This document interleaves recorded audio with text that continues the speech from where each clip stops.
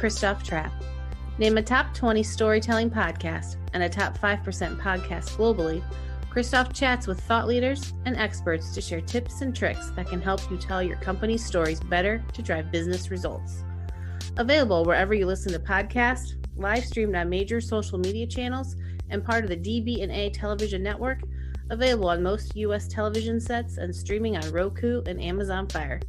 Here's Christoph with today's episode. Let's go. Hey, let's go business storytellers. How's everyone doing? I just want to share with you really quickly before we get to today's topic. And one way that I don't get burned out is I have 8 drinks at hand every day when I'm sitting here at my desk. This is what I'm currently drinking. You can get the code there, order it directly on Amazon. Maybe that is the German heritage in me. I need to drink carbonated water. Who knows? Today, we're going to talk about how do we avoid burnout. And burnout is interesting to me because you know what? At the end of the day, we can all work nonstop, right? I mean, we sit on our couch, we're on our iPad, iPhone, whatever it might be, and we can just keep working. We can never stop. And especially in content strategy, there's always something else to do. So how do we avoid burnout? How do we stay sane and still run a successful company, run a successful content program? To talk about that, Julie B., she's an expert in this topic. She has a book coming out later here in 2023, and I'm excited to hear her thoughts. What can we do to not burn out? Julie, welcome to the show. Thanks for having me, Christoph. I'm excited to be here and stoked to talk about burnout and help as many business owners avoid it, prevent it, keep it from derailing their business. So first of all, tell me what the interest in burnout, how did you pick that to be your life mission to help people? It really comes from wanting to help 1 million business owners by 2032. I believe entrepreneurs and business owners they're vital to the economy. They're vital to our local communities, from employment to being involved in local community activities. And they're so important. So I have this passion to really help business owners. And in my own life, I went through a pretty bad burnout in 2021. I was in the hospital for it. And when I got out of that, I was trying to find resources for business owners in burnout, and there weren't any resources. And so I started talking to other business owners. And by now I've probably talked to about, I don't know, over 1,000 business owners at this point. I can only count about 5 that have told me that they have never experienced burnout as a business owner. And I think that you have to be a healthy entrepreneur. You have to be in a good space from a mentally healthy perspective, physically healthy perspective, and all of those things to prevent burnout and to also continue as business. So it's really more about making sure that business owners can survive and also thrive and continue to support their local communities. And how do you know that you're burning out? How do you even know? I mean, I'm thinking, so when people ask me, Christoph, did you have concussions when you played college football? And my answer usually is, I don't know. Back in those days, if we were moving, we were moving. We kept moving. We didn't talk about it. We just moved forward. And like, I'm thinking about that too in corporate America. I'm basically, I'm working. And like, if you have a boss that keeps messaging you, or I guess if you're the business owner, you are the person who's doing it all hours of the day, there's no downtime, whatever, right? Like move. But how do you know that you're on the verge of burning out, and how do you fix that? Well, when you've never really gotten that awareness before, when you're going through it for the first time, burnout usually goes in 3 phases. There's attentional, emotional, and then physical. So attentional burnout is when you have a hard time finishing a sentence or having a coherent thought, or just being able to stay focused or keep your attention on what you're working on.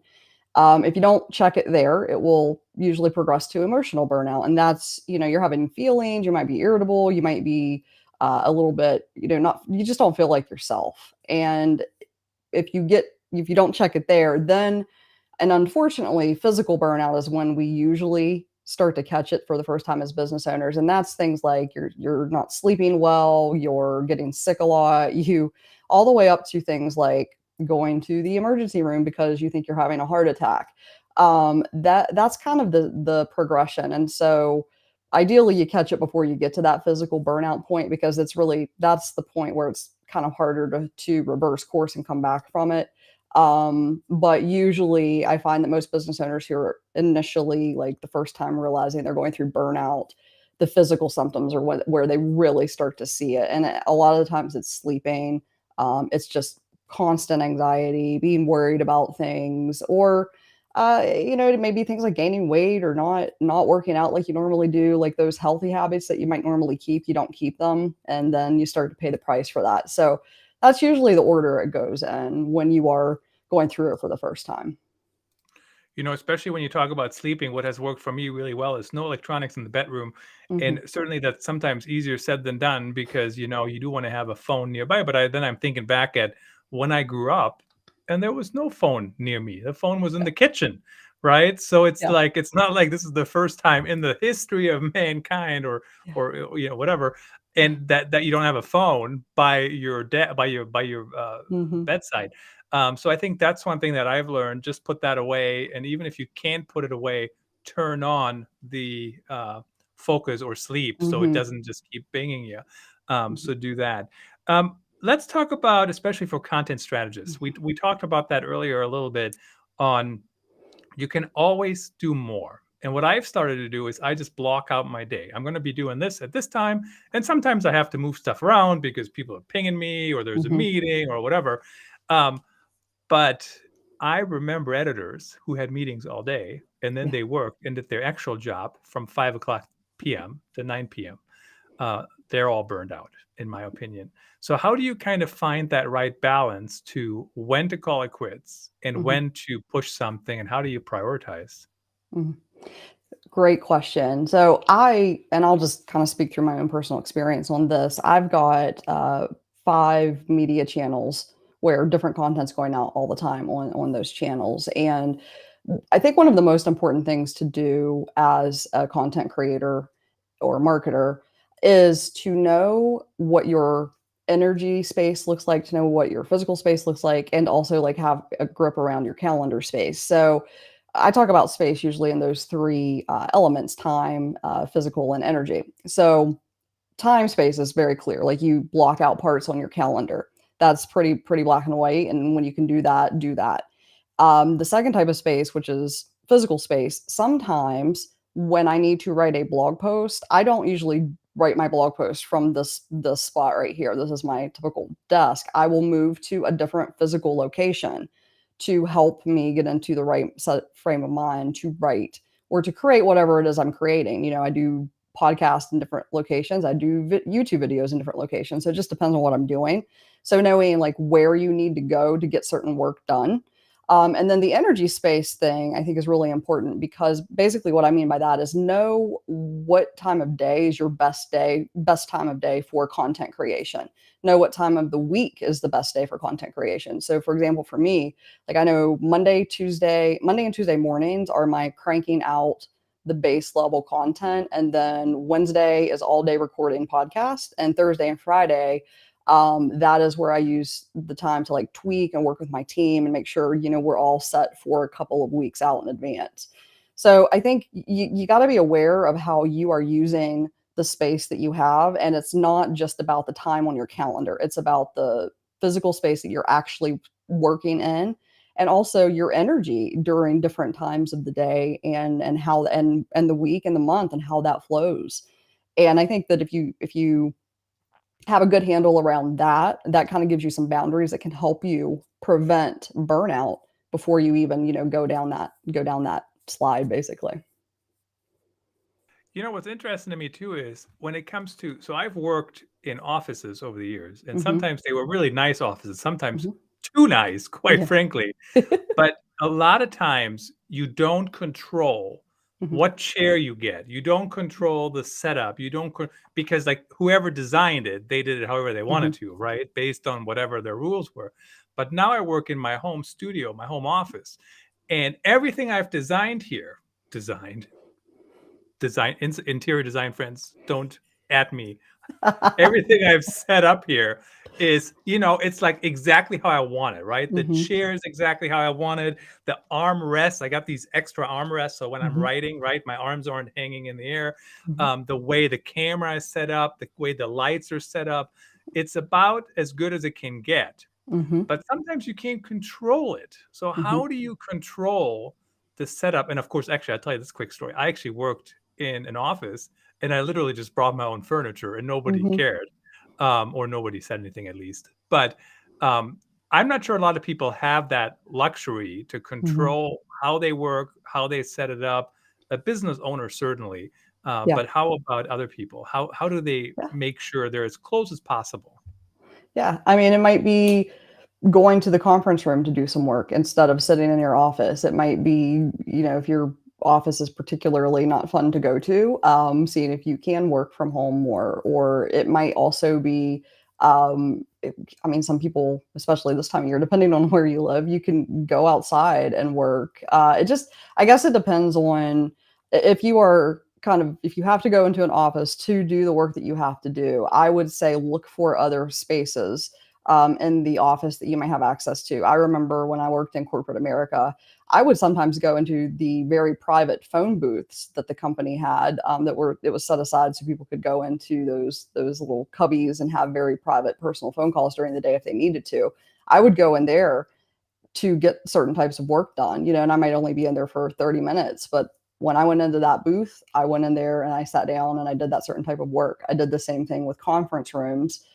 So I think you just have to, probably the first step is like figuring out what is actually accessible to you, and then just trying some things on. If you find, for example, a lot of people hit the afternoon slump, from right after lunch until 2 or 2:30, sometimes 3 o'clock. If you find yourself at a lower energy time during that time, you might want to move. That's probably a great time to try a different physical space that you have access to, in order to see if you can get more done so that you're not working, from 5 until 9, and that could potentially help you prevent burnout. So I think you have to know what's accessible, what you have access to, um, and then you can kind of play around with those ideas. I mean, if you have a cubicle and you have to be stuck at your cubicle, then you're kind of limited, and there's not a lot you can do. I mean, but most people who go into an office, there are usually there's usually at least like a conference room or maybe even like a lobby area. Just depends on your setup, but the first step is just knowing what you have available to you to use. Certainly some people have to go to an office depending Mhm, what they're working. I mean, flight attendants, they have to mhm, report to work, right? They're not going to mhm. be able to do that job from home. Yeah. But creative people, certainly there's different ways to get the job done. And Mhm, I will say this again to everybody who claims you have to sit in a cubicle where you're not even comfortable to create good content. That's just full baloney. So keep mhm, that in mind. If people have to get up, I mean, certainly control what you can. But if you have to get up and leave your space so you can get work done, that's just the craziest thing that people mm. have to do if you think about it, right? Yeah. Mhm, So let's create those environments. The one mm, thing that really struck with me, Julie, when we came on, tell mhm, me if I had the wrong number written down, but I'm pretty sure you said by 20 something, 30, mhm, we want to reach 1 million business owners to help mhm. them with burnout. Yeah. And that's just like, that's just a real good slogan. But tell me about and that's like a goal too, I Yeah. take it, Yeah. right?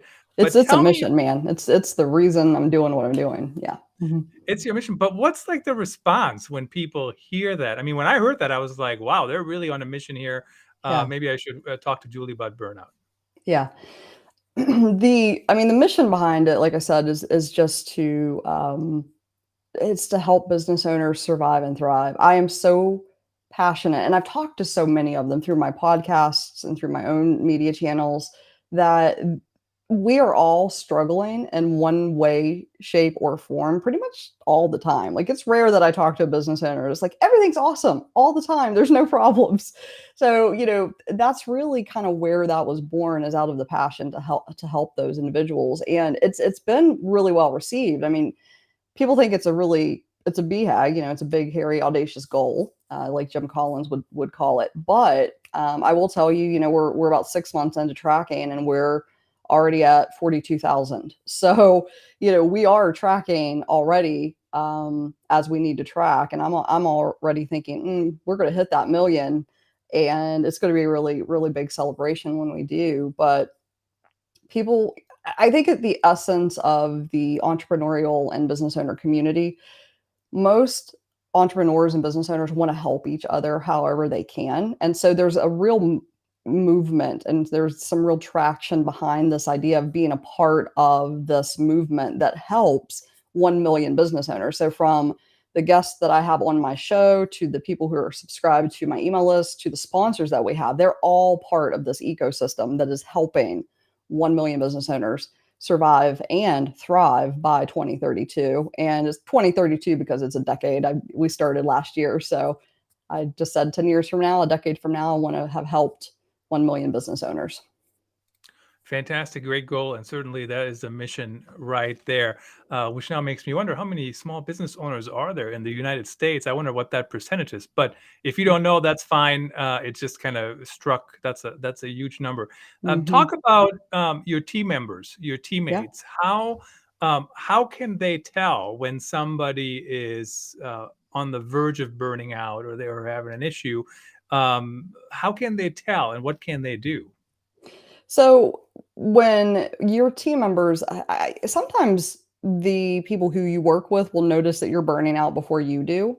And I think it's important to have a culture where it's okay. Maybe you have, of course, you don't want everybody saying, "Hey, you're burning out," but usually when you're working, you have like one or two close individuals to you. So it's your support community there. Make it known that it's okay for them to notice that maybe you're having a hard time with attention, or maybe you're not performing like you typically do. Like, make it okay, make it part of your culture, to be able to have those conversations. I think that's the first thing, is that we have to make it okay to talk about, because burnout is one of those things that, especially in the business ownership community, but I think probably in all communities, from caregivers to parents to, I mean, just you name it, there's a stigma around it. There's a stigma that it means that you failed, or that you can't do the job. And that's just not the reality. The reality is that you are either working too much or too hard, or something else is going on that's causing you to be really disengaged, and then kind of suffering through all of those stages that I talked about prior to. So first things first, we got to make it okay to realize that people are burned out, and to have conversations about it. Then behind that, you've got to create a culture where it's also okay to address it. So obviously, pay time off is great. Having programs, having people like me come in and talk to your organization and talk to your individuals, make it okay to have those conversations, and then have some systems and processes in the background to help those individuals address burnout. And then on the next phase is preventing it. So once you kind of get the address and fix, get it addressed and fixed, then you start looking at preventing burnout, and what that looks like, and educating your team about how you actually prevent burnout from happening. And, the big secret is you have to know what your normal looks like in order to actually prevent burnout. You have to know, I usually get X number of hours of sleep every night. And if I'm only getting, 4 hours for 2 weeks straight, I'm approaching burnout. But if you don't recognize what normal is, what your baseline is, and you don't have an idea of what like burnout actually looks like for you, it's real easy to say, oh, well, I'm working on this huge project, and it makes sense that I'm only getting 4 hours of sleep a night, so it's acceptable. I think that's really the key, is knowing what normal looks like versus what burnout actually looks like, and really teaching, not only learning yourself, but also teaching your teams to be aware of that, and make it a priority that people can say, listen, I'm approaching burnout, and I'm going to take, I need to take a few days off, and I need some help with reprioritizing my to-do list. Make it okay for that conversation to happen. Yeah, it's interesting. So the one thing when I'm listening to you is, has there been, I mean, you started in 2022 when you started tracking. Mm-hmm. So maybe Yeah. maybe I can kind of guess what your answer is going to be. Mm-hmm. But people, like, there's a lot of people who were doing things Mm-hmm. before the pandemic, right? Mm-hmm. that were very, I mean, they were way more prone to burnout Yeah. than some of the things people do now. And now I think some people, maybe not everybody, but some people have been like, okay, these are my boundaries. Stop it. Right. Mhm. Um, but since you just started keeping track, even though that's my perception of some people, of some Mhm. companies, of some, organizations, it seems like there's still a problem. So are we kind of going back to some of those behaviors, or is it just a different version of it? I think it's a different version of it. I think that COVID changed the world. I think going through what we went through has made it more expected that if you, I feel like it's made it more expected that you're available more often through text and phone and Slack and all of that, especially if you've gone to a completely virtual environment. I think that there's been this expectation set that bar has been set even higher now. I think that's one of the things that's causing a lot of burnout. And then there's also, there's a lot of uncertainty in the world right now. That alone, like that weight, if you're a leader, whether you're a business owner or you're a leader in corporate America, wherever you are a leader, you've got to deal with that weight for yourself. And then also you're dealing with the weight of that for the people that you lead. So, I think that I don't think burnout is still around, and there are stats even for business owners. Capital One actually started studying this, and even prior to that, Clifton was studying this. And the stats before COVID, it was like 43% of business owners felt burnout, and then like right at COVID, it was around 53, and now it's back to 48. So like it's hovering around half of the business owners still feel burned out, and I think the reasons are different. I think that obviously a pandemic will change how a lot of things happen, but I know before we got on here, Christoph, you and I were talking about AI. And I mean, for me, AI is something that I'm like, okay, I have to have boundaries around it because I could go down a rabbit hole. And I think playing around with AI is something that could potentially cause me to burn out just because of how I'm wired. So I think that I think burnout is just a part of our culture. I think it's just existing. In fact, I have a premise that I think that most business owners are going to go through burnout at one point or another, and it's about awareness, and it's about knowing how to prevent it going forward if you do go through it. And even if you've never gone through it, you still need to have awareness, and you need to have some tools to prevent it as well. So I don't think burnout is leaving us. I think it just comes from different sources now. AI is an interesting topic. I certainly use AI for headlines. I'm pretty sure I used AI to get an idea for the headline of this podcast. Mhm. But on my blog, christophtrap.com, I actually put 98% human created content, something like that. And 98% because I do get ideas for headlines Mhm. from the AI machines. Really quickly, maybe here in 60 seconds or 75 seconds or so, not to put any pressure on you, Julie, but I know you can do it, is talk about leading a team. And I know Mhm. people weigh what leaders say very differently from me Mhm. saying it if I'm not necessarily a formal leader. How can leaders make sure there's no burnout on their team? And more importantly, why should they care? Why is that Mhm. important? So how they make sure that there is no burnout is empathy and action. So you listen, you have some empathy, and then you figure out some actions to take to help your team not burn out. And the reason a leader should care about that is, do you want productivity? If you want productivity, if you want people in the office working or wherever they're working, if fewer sick days, if you want to just have a better culture and a better vibe all around, those are all things that if you prevent burnout, you can actually facilitate and have in your organization. So that's why a leader would care about preventing it for themselves as well as their teams. And I think we have to remember that, especially in a content strategy environment, it is important to have people in the right mindset, right? And people work differently. For example, you mentioned earlier, well, maybe I have to go over here to write something, and I'm Mhm. thinking, or I think you also mentioned the time of the day. And I'll Mhm. tell you this: most of my writing has to happen before 11 a.m. And I, yes, get up early, and maybe I start writing at 5:30 or 6, so that's still a good chunk of time. And I can write in the afternoon, but that's when the magic happens. That's when Mhm. I'm in the right mindset. And then the after, forget about after you have a big lunch, to do that kind of work. In the last 40 seconds, Julie, really appreciate you coming on. Tell us about how do people connect with you. Certainly, we've had your website up, thejulieb.com, on the video version of this podcast, but who should reach out? How do they know they should reach out? And really appreciate you sharing your insights. Yeah, so I primarily work with business owners and B2B companies that have around 30 employees or less. And if you're experiencing a slowdown in productivity, if you're worried about making more money, if you're worried about protecting your own quality of life and not burning out, as well as your teams, that's a great client for me. And you can, The Julie B is my website, thejulieb.com. And you can also find me at all those handles on all of the social media platforms.